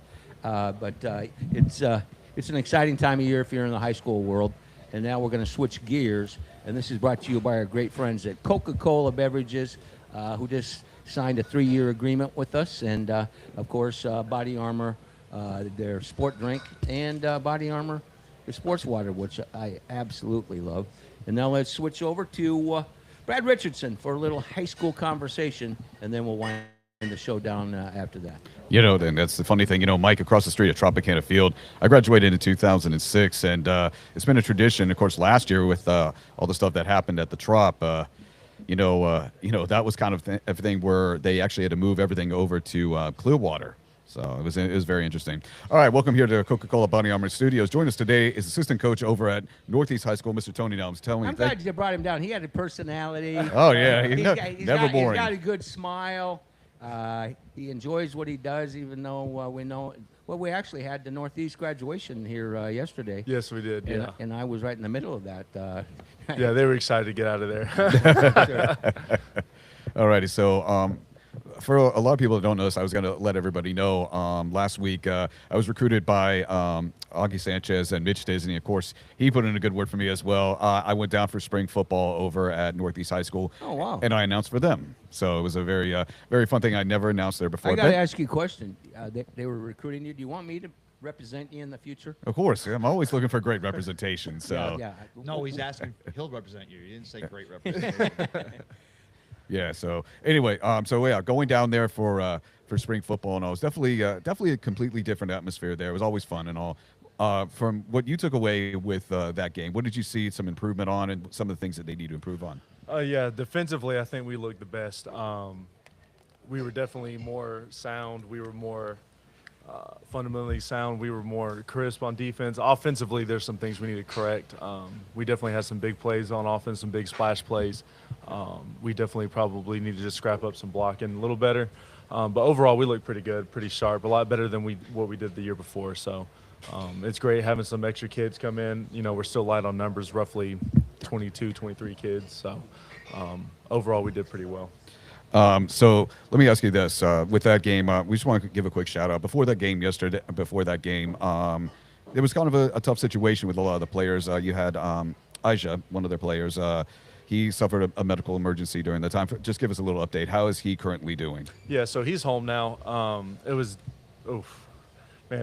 tough for us. Thursday, you know, he went down during the school day, and we didn't think much of it at first, and then it ended up being pretty severe. And we're just glad to see that he's home now, especially with just all the, you know, the past trauma that, you know, Northeast has had with kids. You know, it was really, really, really good to see him, you know, up and smiling. You know, a group of us, Sanchez and Disney and I, we went to the hospital to check on him, and you know, he was all smiles and happy and excited. But I believe he went home yesterday, so that was good for him. Yeah, absolutely. And one of the things that's interesting is, you know, as you said, Northeast has had some tough times. I remember when everything happened with Jaquez Welch and all, and he, you know, that was a very tough time in Pinellas County. I remember when that did happen, you know, a lot of schools were just shocked. And I remember when I was over at Seminole, we actually did a moment of silence for him. So just, you know, getting a chance to, you know, hear stories from Mitch Disney and all. I mean, he just, you know, loved working with him. He just loved working. He was just a player that had a lot of, spirit. So, so tell me, what was some of the standouts with that game? What all was a big standout with that game that you saw? Not to be biased, but I think, you know, defensive line, we looked fantastic. You know, a lot more violent than last year. Backers looked good. Scraping was a little tough for us, but overall we looked really good. I sent some blitzes that, you know, looked really good on film that we needed to see. Offensively, running backs looked great. Finding holes, finding cutbacks, finding lanes, making kids miss. So that was great to see. Main thing is just offensive line. Little things, you know, it's not really anything critical, but that we just need to pick up on and maybe even get a few more kids out there. I mean, you were there, Yeah. so you saw we only had, you know, 21 kids going against 50 kids. So tough 21, but we just need numbers. So hopefully, you know, this summer we get some more numbers to help us with that. So let's talk about the season coming up. You sent me over the schedule. What's been some of the teams that you're going to be facing off against, which you're excited about, and some of them are going to be a challenge for these guys? Yeah, you know, we're super excited for all 10. You know, we got the schedule changed now. Sanchez, you know, we got to hand pick all of those. You know, the Clearwater game will be interesting. Of course. The Largo, the Lakewood, the St. Pete one is going to be the interesting one. I think we play them the back half of the year. You know, like I said, you know, with Max over there, and, you know, they got 50, 60 kids. They're going to be way more sound than they have been previously. So, you know, we're excited for all that. Bogey, Yep. you know, they saw that QB over there. And I guess there's this new kid, or probably a kid from last year, but a little receiver kid that looked really, really, really good on film. So, you know, we're excited for the year. We're just trying to make us, you know, look as good as we can each week. Take it everything one day at a time. Coach, so. can I ask you a question? As opposed to like spring football when I played high school, right? We remember we'd have like 2 weeks practice, and then you'd have the quick game, 2 quarters, usually 2 schools. Explain the difference these days with teams, because you guys are I always say there's no more off season, but yeah, you're building your team already, and you're putting sets in for next season, and that's how advanced it's gotten. How has it gotten different this year at Northeast Raymond, for you the guys? difference now is they have face masks on their helmets. Yeah, but I mean, Ray, that's what they've been doing too. Is that they would do like a first half with one team, and then the second half two teams with the other player, and then they would probably go back to another half where the other teams would play. It's usually it's the same. The other thing is the special teams don't do anything as well, other than just kick the ball just for the pad or the field goal. That's about it. Yeah, So that's it. Yeah, I mean, we started in January too, so like Yes. literally season ends, we give them month and a half off, and then as soon as they come back from Christmas break, we're in the weight room till spring football. So we practice 2.5 weeks. We try to get in that jamboree at Clearwater, Yeah. the little jamboree. We didn't get a slot in, but we were able to play Palm Harbor University in the spring game. So we did a full game, just no special teams. So. Wasn't it a specific number of practices? Like you got 25 full padded practices going up to the Well, spring we had to game? get acclimated, so just helmets like the first 3 or 4 days. Yes, then sir. we can get in shells, then we can get in full pads. So with all the Fantastic. conditioning stuff, so it was great. Kids look great. Kids look bigger, stronger, faster than we did the year before. So Coach, that's I got super to ask you exciting. a question. I'm a track apologist to a fault sometimes. Are your kids going out for track but still participating in football, or is that impossible? We promote them to do as many sports as possible, whether it's track, basketball, wrestling. Especially track. Oh, 100%, 100%. And we got a great track coach over there as well. A few of them did track. He is a great coach. Yeah, yes, sir. A few of them did track, and then they just were so invested in the weight room, they just didn't really have the time. And like I said, we always promote them, hey, go do what you want to do, whether it's basketball, track, anything. So a lot of them did need the weight room, but we always try to invite them, hey, go do weight room, then go to track practice. So, but yeah, we love them playing as many sports as possible. We're huge on that. So. The need for speed, as they say. Oh, Absolutely. absolutely. 100%. Absolutely. You know, Mike, I just want to bring this up real quick. Of course, we all heard the big news recently this past week that Governor DeSantis signed some new bills, and this is very exciting for a couple of our coaches. There's going to be stricter transfer rules for a lot of these players. Amen. There's going to be basically if the school doesn't offer that specific sport, they can transfer, but everything else is off limits. You can only transfer if that's the case. If school has another sport, you have to do that sport there. You can't just automatically transfer out. And then of course the big news, increased pay for coaches. That is the biggest thing that's come up. Obviously, a lot of coaches are very excited. If they don't teach within the school, they're going to get a little extra bump, which is amazing. Plus, the boosters can help put in for that if need be. Now I know why baseball Ben Botham's so dressed up. Oh, He got a absolutely. pay raise. Well, also now I know how they can give $152 million to Hillsborough County to move to college and build a stadium. Because obviously we have a surplus of money. I'm kidding, Coach. But that is a great thing, especially letting the boosters get more involved because you've got great programs. These coaches and these players working year round, committing so much to it. You can't be worrying about the money side. You got to have that taken care of. I don't mean without thinking, but earning it and having boosters and support is a great thing. Well, here's the other thing too. You know, every season a coach will always get a stipend, and usually the coach will take less of the pay so he can at least pay his assistant coaches to do whatever they need to do. So now this gives a better opportunity and all for that. So, you know, just with what you've seen, obviously with Coach Sanchez over at Northeast, he is a teacher as well. But it's good to see that you guys finally get compensated because of all the work you guys put in. I'll say this at times, it can be a very thankless job. Labor of love. Yeah, labor love. Thank Oh, you. Yeah. 100%. I mean, luckily I'm on campus as well, so it's really there's a handful of coaches that aren't on campus, and you know we talk about it day in and day out how like we could care less about the money, whether we got that or not, it doesn't matter. You know, most of us we just love football, we love helping these kids. It gets frustrating at times because you know kids can be kids. You know, I could talk 10 years about that, but we know overall we do it because we love it. We love football. We love these kids. You know, we care about them. We want the best for them. So I mean that's great news that you know they can get some of that money, but overall, like at least in our coaching staff, you know, we're more focused on these kids, making them successful, preparing them for life, you know, everything like that. So. And the way I look at it too is that even though let's just say you have a big name head coach that used to play in the NFL, that doesn't always mean that you're going to get the best results that you need from Or NBA. Yeah, Or MLB. yeah, exactly. Right. Yeah, I mean, you know, that doesn't guarantee success. Just because they play for them doesn't mean that those, you know, D1 opportunities is going to be there. There's no guarantee of that. Right, 100%. I mean, coaching's always different from playing, you know, and you know, my first year when I was at Seminole, when I was coaching, that was the first thing I learned really quick was like, man, you know, I know ball, I play it, you know, this, that, and the third. But like coaching it and teaching it to someone that isn't as experienced, that's a whole different ball game. And you know, it's fun, you know, being in the process of learning that. But it definitely makes or breaks you with how you coach these kids. So. Coach, can I Well, ask you a I question? think one thing too, just real quick, Ray. I think you got to turn from, if you're more of an introvert, you have to become an extrovert at that point. Oh, 100%. Yeah. Oh, yeah. Well, and I love games over Northeast. I love the stadium there. I love the Medal-On area. I love the community. And you're a couple of years now over there with the Vikings, and you guys are starting to see this program continuing to improve. Have you started to see some of that excitement, some of the support from the neighborhood coming in? And how much fun does that make being out there on a Friday night? Oh yeah, it's been awesome. Slowly but surely, we've started to gain a little more support.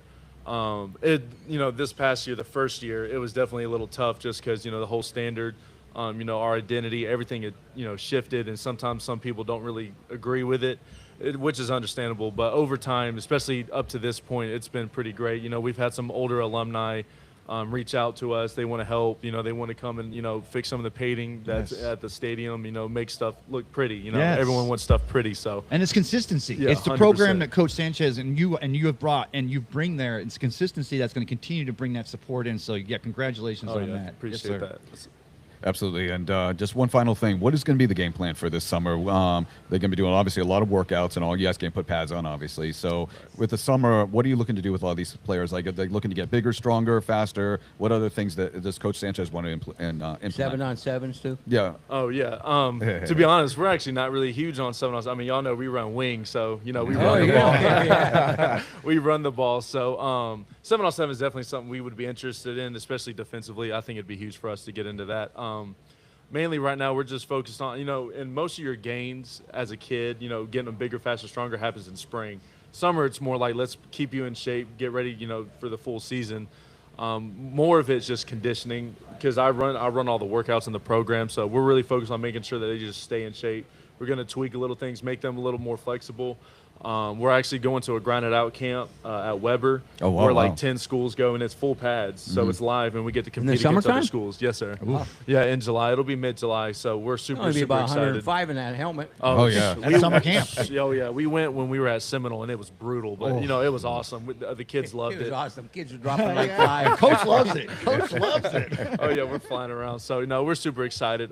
This will be an interesting time, especially to see how many kids come, like incoming freshmen and all that. So we had a freshman meeting, had like 15 to 20 kids, which is exciting because we only have 20 kids. So Yeah. that makes it 40 right there. So I'm super excited for Yes. that. And just real quick, with you and Coach Sanchez and even Coach Disney, what is always, if there's a kid that's probably interested in transferring over or they're interested in playing, what's usually the pitch that you guys give them to say, hey, this is why you should play Viking football? So, well, to be honest, we really don't even persuade kids. We're pretty stable with like not saying like, hey kids, come over here, hey, you want to play over here. If they want to come, they can come. We're always straightforward. If they do ask a question, hey, this is the standard, this is what it's going to be. If you don't think you can fit in that standard, See ya. yeah, pretty much. So we don't really go fetch kids at all. If they want to be here, they want to be here. If they don't, they don't. Oh, wait a minute. Coach. You say fetch kids? Yeah. My man. And Coach, let me tell you, as far as these other programs that are all going out and selling all the glitz and glamour, you're creating men, and you're Right. creating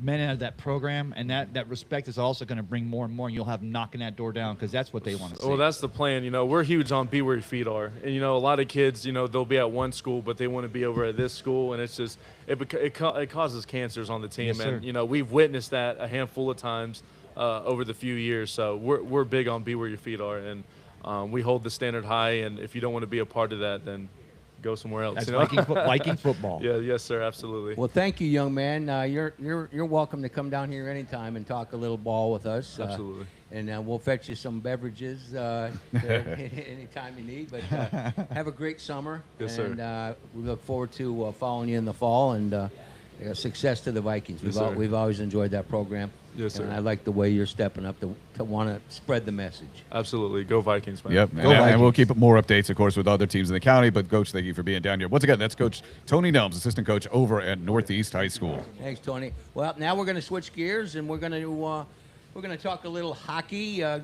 Grab Ben if you like. Get them over here. I want to. Oh, Benji, come on over, man. I want to increase the watchability of this production. You're on our YouTube channel. Now I know why you got the nice clothes. You got. Oh, really? You Because got it's graduation. Get over there, Raymond. And All right, you want me to scoot on down, Mike? yeah, Oh, we're going to close things out. all righty. All right. No Wyatt Ross today? Yeah, White Ross. He's waiting on there. Oh, I see him. There he is. So anyway, I know why you're wearing those clothes. You got a raise, coach's raise coming in the fall. That's what I hear. I don't Oh, know hey, if hey. it's actually coming or Well, hey, how the it bill, works out. as but- I said, Benny, it's been passed. The bill has been passed. Okay, Congratulations. but Stay on top of how you make your money, dude. but isn't it like on discretion of the school itself to It can be, implement yeah. it? Yeah, yeah, of So course. it's allowing them to pay Yeah. us more. It's not saying that we are going to get Yeah, paid. allowing, yeah. But, I mean, like I said, it's been passed. That's the important thing. Yeah, but the important thing is then where's the money coming from? Because at a Seminole, an Osceola, a Largo, do you think that the head baseball coach or the head tennis coach is going to get an extra couple bucks? Heck no. Well, hey, wait a minute. This all started with Senate Bill 684. Now DeSantis has gone. Governor Ron DeSantis has gone and said there are new rules. And the biggest thing, of course, is to stop the transfer stuff that's going through. But the bigger thing, in my opinion, of course, is going to be the coaches' pay. and Yeah, allowing and that to it's happen. going to affect football coaches more so than True. baseball, tennis, bowling coaches. That's We reality. ain't getting another dime. Well, all right, I'll give you a Hey, raise. let's be optimistic. All right, let's switch gears and talk to Wyatt Ross, because I know, and I don't know what your opinion is over there, Joe Geiger, but Wyatt, and I know your opinion. I want to see Montreal successful because Tampa Bay, the Bolts had them on the fence, and it bodes well hard looking at our season. That's my opinion. Yeah, well, I mean, if that's what you want to see, then you got exactly what you wanted in that first game against Carolina. And I'll be honest, that one completely shocked me. Carolina got off to the very early lead, 33 seconds in, Seth Jarvis scoring, and the whole place was rocking. And then not 30 seconds later, Cole Caulfield scored, and it was all Montreal from there. Dominant 6-2 win for Montreal in Game 1. And surprisingly, that wasn't even the biggest surprise of the playoffs in this most recent round. I think the biggest surprise is Vegas is going up 2-0 on the Avalanche, headed back to Vegas. It has just been very, very surprising for a team like Carolina, who was 8-0 going into it, to lose in a game like that, and for Colorado to be down 2-0 and going back to Vegas. It has been very shocking, and I think when we talk about things that aren't shocking, though, was how that Buffalo-Montreal game ended. A little controversial call at the end of that one. I was cheering for Buffalo, so you probably know where my head's at on that call. But a Game 7 overtime win for the Canadiens. I expected nothing less of that series. That was a great series, and I'm excited to see what continues to happen in this playoff so far. Well, I know you're paying close attention to that. Who do you want to win the cup? Out of the four final teams, I think it's kind of like a pick your poison kind of thing. I do not like Vegas with what they were doing a few seasons ago with the salary cap and everything. I know the Lightning took advantage of that as well. But I can like the Lightning and not like Vegas for the same reason. Montreal, we got the Canadian team. We're gonna keep the cup in the U.S. Yeah, that's a good point. I think Colorado is a team that's already won the cup. They're very successful. They won the President's Trophy, so I don't want to see them succeed. I think if I had to choose a team out of these Final Four, I would say Carolina. I'd really love Carolina. I'd really love to see Carolina go all the way and finally get a cup after they've been so competitive the past decade. Really, they've never really been able to get over the hump. But I think if I had to choose out of these Final Four teams, I'd say I'd want Carolina to win. Do I think Carolina will win? I don't know about that, but I want Carolina to win. Yeah, I agree. I don't want Colorado to win. They beat us a couple years ago in the final. You guys got to get over that. No one likes Vegas. Let's be real. No one likes Vegas. So Carolina. Yeah, exactly. And definitely not Montreal. I don't want to see a team that beat us succeed. Are you kidding me? Should have been us. No damn Canadians are getting that cup back. Exactly. Any of the All right, Americans. all right. Hey, we already have to deal with I'll any rethink Canadians it. down here enough. I'll rethink it. Yeah, I think when you have to choose between those Final Four teams, it's really just who's the best worst option. You know what I mean? It's kind of hard, but I hope we just see some good hockey games going forward. They're all four very good teams, so we won't be short of good hockey. That's for sure. Yeah, I'm very surprised. Actually, I'm not as surprised. Let's be real. Carolina in the Eastern Conference Final is pretty abysmal, but I think the long layover of games, waiting for their opponent was kind of the problem there. Do you think that was part of the story, or was it just the Canadians were the better team? No, I absolutely think that's part of the story, and we see that in every single playoff. That when you sweep a team, it almost always at least ends up becoming a negative, having that much longer break. Now, Montreal going back-to-back 7-game series isn't going to help them either, but they are going to be fresher rolling off of it. But now let's say that Montreal takes Carolina to a 7-game series. They win, they go to the Cup final. I think they're going to be at a significant disadvantage than if they sweep Carolina. But when you talk about the early rounds, having those 2 sweeps back to back, I think is more of a negative than it is a positive than if they would have gone in 5 games or 6 games in those series. Yeah, especially for Montreal with how physical that Lightning series was and how physical that Buffalo series was. May come back to hurt them if they get to the Cup final, but, I mean, they're playing fantastic right now. I mean, to win 2 Game 7s on the road in the same playoff is hard to do. Especially with how young their team is. I think that's the most impressive part of it is that they've been so resilient in these 7-game series, and this has been like the heart of a veteran team with veteran leadership on it, and they're one of the youngest teams in the National Hockey League, and they have a lot of their guys are locked down on long-term contracts. I mean, this Montreal team is going to be very scary moving forward in the next, I would say, half decade or decade, just because of how much of a playoff presence they have already. Imagine when all their star players, Cole Caulfield, Jaroslav Koski, Jacob Dobis, imagine when they're all veterans and they all have that playoff experience under their belts. I think this team could be one of those teams that win multiple cups in the next decade. Well, Wyatt, I know you have done things in the past with the Rays. Are you surprised? We're going to wind things down here. I know you are watching the Rays. Are you surprised with the start they've had? Honestly, I'm not as much of a baseball fan as I am like a hockey or football fan, but I have been keeping up with the Rays. I actually got down there and went to a game last week for the first time in 4 years. I got to watch. Did you take your shirt off in left field? So we left the inning before that happened. Is actually the most disappointing part about that. That's why you never leave early. It was the game. I think they put up 15 or 16 runs on the Orioles, and we were there, and it was a school night. It was already 9:30, 10 o'clock. We had an hour drive back, and we're like, this game's over. We might as well head out. And not even a half inning later, they started the tarps off section. So that was very disappointing. We left for that. But the Rays, I mean, they've been the best team in the MLB so far. Correct me if I'm wrong on that. But Junior Caminera's been great, and they've been dominant so far. And it was really fun to get down there and watch a game. As a guy who's not really a big baseball fan, I think the fact that I went down there, watched a game, and enjoyed it kind of is a testament to how the Rays have been doing this season, getting new people to come out, watch their games. I know a lot of my friends are big Rays fans. They've been talking about how this is the best season they've had since 2019 when they went all the way to the World Series. So I think I'm very excited about the Rays going forward. I look forward to getting out there more often. I hope they can have a good season this season. One last thing, you graduate, don't you? I do graduate in about 2 weeks. 2 weeks. All right, my man. Well, then you'll be planning your trip to Syracuse. We look forward to you and coming. You can come down this summer before you head up to college, dude. Absolutely, I'll be free this summer. I'll make sure to get down there for at least one show. All right, he's Wyatt Ross. Thank you, my man. We're going to wind things down a little early today because we got graduation. But Raymond, Rowdies tonight, Memorial Day theme, and then of course let the tarps off. Get the tarps off out there Tarps now. off Get the Rowdies? tarps off it. They got to come up with a different name for it. You'll see. Now, what I want to see is that all genders can have tops off. Come on, say hey, you know this. What do you think, Ben? Hit the Mike. outro for us. Yeah, that's a I good think we idea. got to skedaddle. Oh boy. Hello, but no, you got Anyway. that. And I just realized with Wyatt Gonna going get on. us in trouble. I meant all ages.